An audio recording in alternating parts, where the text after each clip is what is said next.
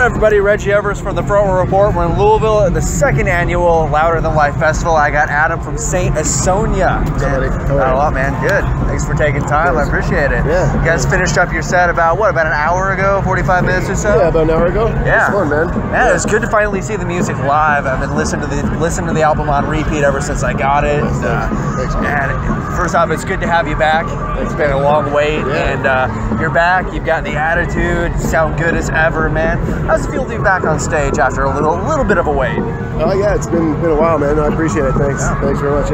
It feels great. It's good. It's something new and exciting, and yeah, it's I'm having a blast. You know? Yeah, it's a lot of fun. Nice new fresh project. The debut is out now. It's doing extremely well. Better Place is don't know if it hit #1. It's been doing extremely well. I think it hit #1 at one point. I don't know if it's in #1, but it's hanging around up there, which is nice. You know, it's a really cool response. It's yeah, it's pretty amazing. You know, that people are you know, digging it so much. It's really cool. Yeah, I mean, starting over with a new band, obviously spending most of your career with 3 Days Grace, actually majority of it. Yep. Starting over with Mike from Stained and Corey, and I mean, when you're starting over a new project, brand new with a band, I mean, it's got to be somewhat, you know, gratifying to see the music doing as well as it is and being as received as well as it has been with fans. For sure, man. Yeah, it's cool because it's something different. You know, I started my career with 3 Days Grace or whatever, and now it's a different vibe and a different bunch of guys, and it's a lot of fun. You know,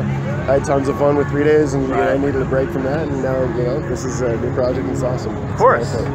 So I know Mike got a hold of you initially. Yeah. At what point did Corey come into the band, and you know the rest of the guys? You know. Well, yeah, Mike reached out to me early on, and Rich, our drummer, we've always been friends, and he was always sort of a part of whatever I was doing. So Rich was sort of involved from the beginning as well. And then when we were done the record, yeah, we called Corey just to see, you know, if he'd be up for playing bass, and we sent him some music, and he loved it. So yeah, it just worked out really well. Like it was pretty organic the way it all came together.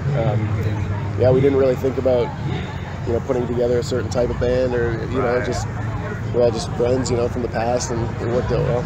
Right. I know that you'd been working on maybe some solo material initially, and then Mike got a hold of you. You got together and started writing.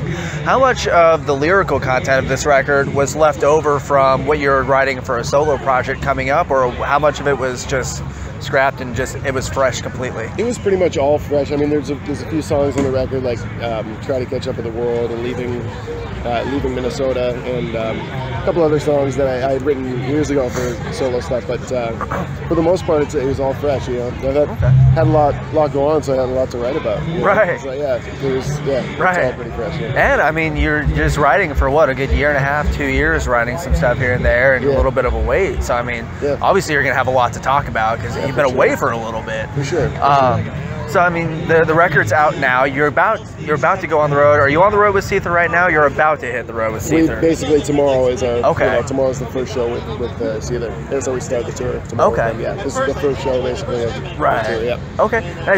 What better band to go out with? You know, for one of the first really full-on tours. And the guys from Seether, you guys go way back. You and Mike go back with them. Oh, definitely, man. I think I spent like half of my career touring with Seether and Benjamin. So it's like family again back on the road, you know, it's awesome. Right, good to see a bunch of the guys here. Festivals are great because there's a lot of guys that you maybe toured with a lot in the past, but you only see each other at the festivals or a tour. Sure, man. That's a great thing. You don't get to tour with, you know, obviously you don't get to tour with all these bands. Right. So yeah, the festivals are great. You run into, you know, friends, and so it's really cool. Like my family's here, like Kale and Art and all those guys. So Johnny joined you on stage earlier, which was great. Unfortunately, their set got cut today, so it was good to see him actually be able to go on. Yeah, exactly. It was unfortunate they got cut, so I was like, well, we got to get them on stage at least. You know, definitely. I like what you said earlier when you were on stage right before I Hate Everything About You, and it's not cover songs; they're songs that you guys wrote. Yeah. Was it an original plan to play some of those songs live with St. Asonia, or was it something that kind of came along later down the road? Yeah, no, I think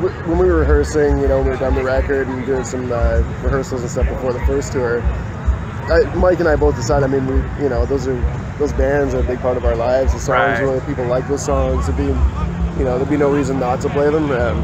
So yeah, it was something we thought about early on, but yeah, I mean, we know a bunch of 3 Days songs, we know a bunch of Stained songs, so we kind of mix it up, you know. Right. So, yeah, it's a lot of fun, man. Like, I love playing the same songs for sure. Now I got to ask you, one of the first shows you did, I think the first show you did was Rock on the Range. Yeah, it was the very first What show. better way to kick things off than Rock on the Range? Yeah. It was one of the first shows you've done in, you know, at least a year, I think, really. Yeah, at least a year. Yeah. Were there any nerves going on to take that stage in front of that many people?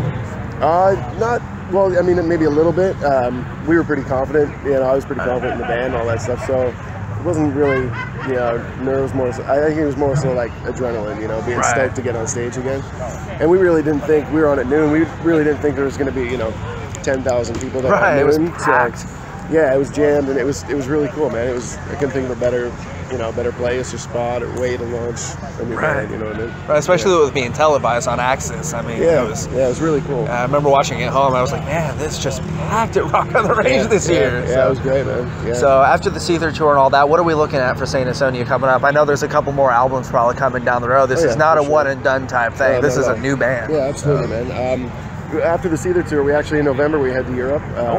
We'll tour with Motley Crue and Alice Cooper, which will be a pretty amazing tour, I think.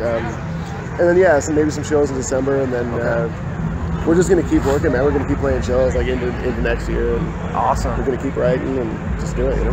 Nice, man. Thank you so much for taking time today. I really appreciate it. Thank you. It's good to finally see you back. Welcome back to the road and the world, man. It's nice to be back. At St. Asonia, album out now. Go pick it up right now. You will not regret it, man.